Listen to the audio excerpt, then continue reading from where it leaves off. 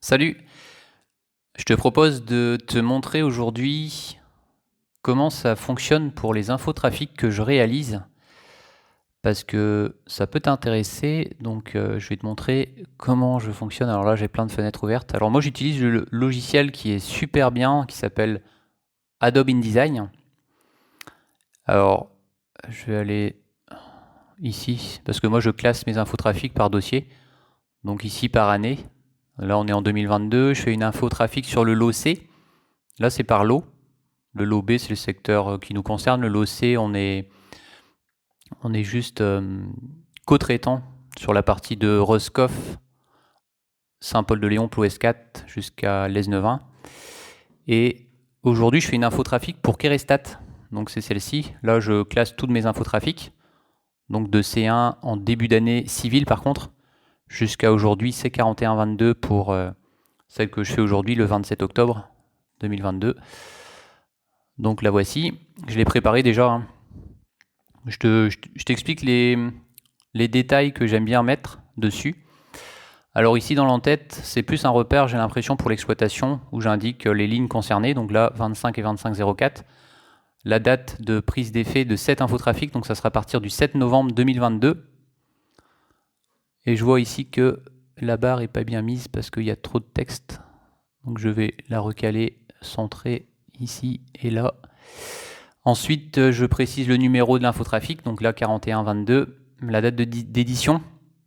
On est le 27 octobre 2022. Je mets ici les lignes concernées, 25 et 2504. 2504, c'est le circuit du Labert, pour ceux qui connaissent.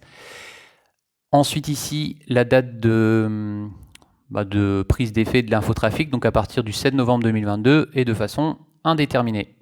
Après ici, je précise le texte. Donc là, cher voyageur, un aménagement est réalisé à Roscoff-Kerestat. L'arrêt est donc assuré à cet emplacement, selon les informations ci-après. Le mardi soir, donc service de 16h45 qui part de l'avenue des Carmes en période scolaire. La ligne 25 emprunte l'itinéraire par office de tourisme. Alors il faut savoir que le mardi, c'est le jour du marché. Le marché se termine aux alentours de 13-14 heures, c'est réouvert à la circulation. Donc là, on va y passer seulement en service scolaire, sans s'arrêter à l'office de tourisme, c'est juste l'itinéraire de déviation. Après, on passe par Troffenton afin d'assurer l'arrêt Kerestat au nouvel emplacement. Nouvel emplacement, il est juste là, dans le sens direction Roscoff. Et le matin, on le fait ici, au niveau de juste avant le giratoire. Alors, pour ceux qui sont habitués des lieux, ils vont me dire, Benjamin, ça fait un moment que l'arrêt, il existe là, parce que c'est depuis le mois de mai.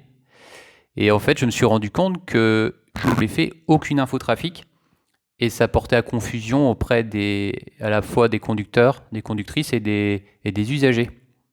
Donc, je fais cette infotrafic très tard et puis voilà. Enfin, des fois quand ça arrive de pas faire les choses comme il faut et trop de se précipiter et de pas prendre le temps, on se retrouve à des situations un peu délicate parce que là, c'est les clients qui nous remontent l'info qu'il y a certaines personnes qui ne savent pas forcément que l'arrêt doit être fait à cet endroit-là. Donc, bref, on clarifie la situation avec une infotrafic. J'aime bien mettre aussi un plan, donc c'est ce que j'ai fait ici, avec donc la cartographie de l'itinéraire de la ligne, avec ici, donc j'aime bien préciser aussi le Roscoff Kerestat, donc ça c'est le nom de l'arrêt, avec ici la direction, donc direction Saint-Paul-de-Léon. Et dans l'autre sens, donc quand on va partir de Saint-Paul-de-Léon, arriver ici, faire l'arrêt juste au niveau avant le giratoire. Et là, je précise, donc Roscoff-Kerestat, direction Roscoff. Voilà, donc voilà le principe de l'infotrafic. Alors il faut savoir, je te montrerai peut-être un peu plus tard, si tu es intéressé, tu peux peut-être le mettre en commentaire.